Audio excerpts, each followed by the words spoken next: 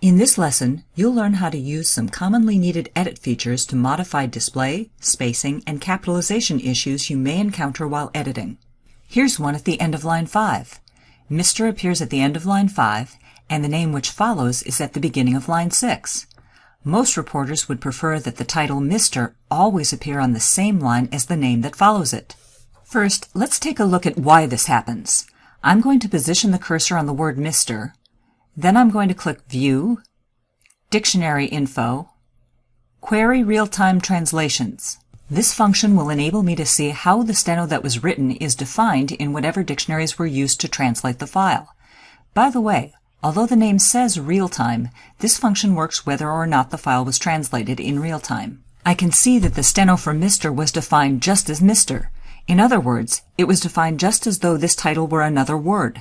There are no instructions that tell Catalyst that Mr. should be treated differently than other words. There is a format symbol that can be added to the end of the word Mr. that will tell it to stay on the same line as the name that follows it. That format symbol is called a sticky space, and it's inserted by pressing F4K. Now, there are two ways you could use sticky space. You can position the cursor after Mr. on line 5, press F4K to insert a sticky space, and it will cause Mr. to move to the following line next to Ching. However, inserting a sticky space format symbol only fixes this one occurrence in this one file. It would be much more efficient to dedefine the steno for Mr. as Mr. followed by the sticky space format symbol. That way, no matter what name follows this steno for Mr., whether it is in this job or in any future job, the name and Mr. will always be on the same line.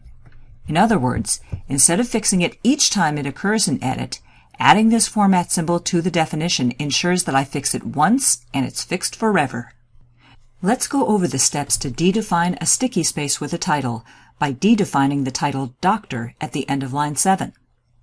I'll position the cursor at the beginning of Doctor, press Ctrl D to dedefine, type DR period, and then I'll press F4 and K to insert the sticky space format symbol. Now I'll press Enter. That's it. From now on, Doctor will always translate on the same line as whatever name follows it. On line 10, the sentence beginning with "Can you tell us?" is the beginning of a new thought and should begin a new paragraph. I'm going to open the vertical notes. As you can see, no steno was written to indicate a paragraph. If there had been steno to define, we could have defined it as a continuation paragraph format symbol. However, as no steno was written, this is an example of a situation where you will want to insert a correction in one spot rather than edit by defining. To insert a new paragraph, position the cursor where the new paragraph should begin, and then press F4P to insert the continuation paragraph format symbol. If and when steno is written for a new paragraph, you can define it as the continuation paragraph symbol.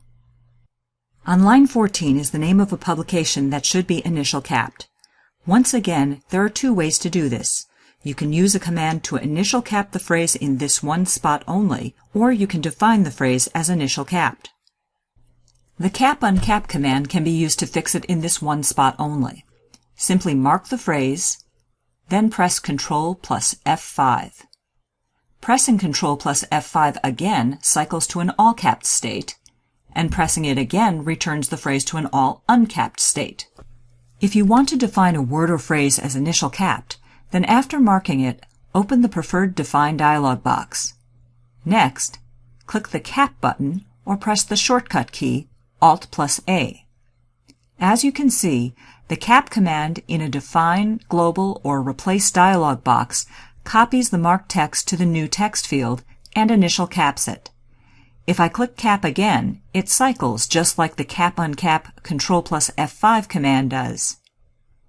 I'll click OK or press Enter, and this phrase has been fixed, both in this spot here on line 14 and anywhere else the same steno was written. Next, let's take a look at the capitalization issue on line 18. The brand name iTunes appears initial capped. In reveal codes, it shows the word iTunes with a lowercase I. So why is the I capped in the transcript text window? Because it's the first word in the paragraph. Catalyst automatically initial caps the first word in any new paragraph. That is, unless there is a format symbol present that specifically tells Case Catalyst not to initial cap a word.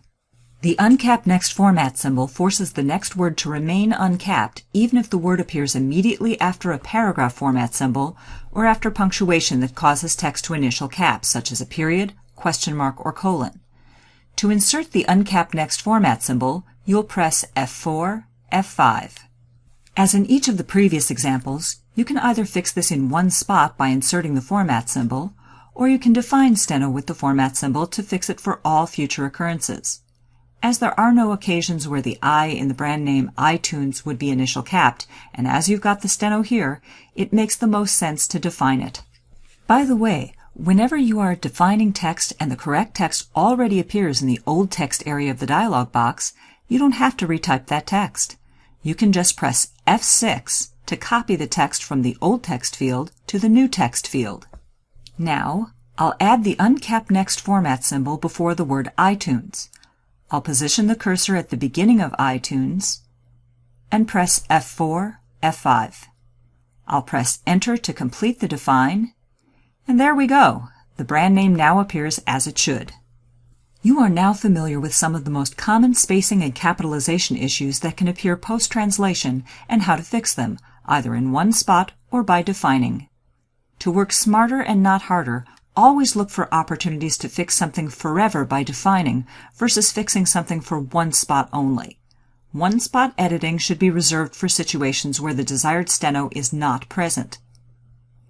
Now, to practice, go into the training user and follow the directions for exercise number 9 in the Edit Practice document. When you're ready, proceed to the next lesson in order.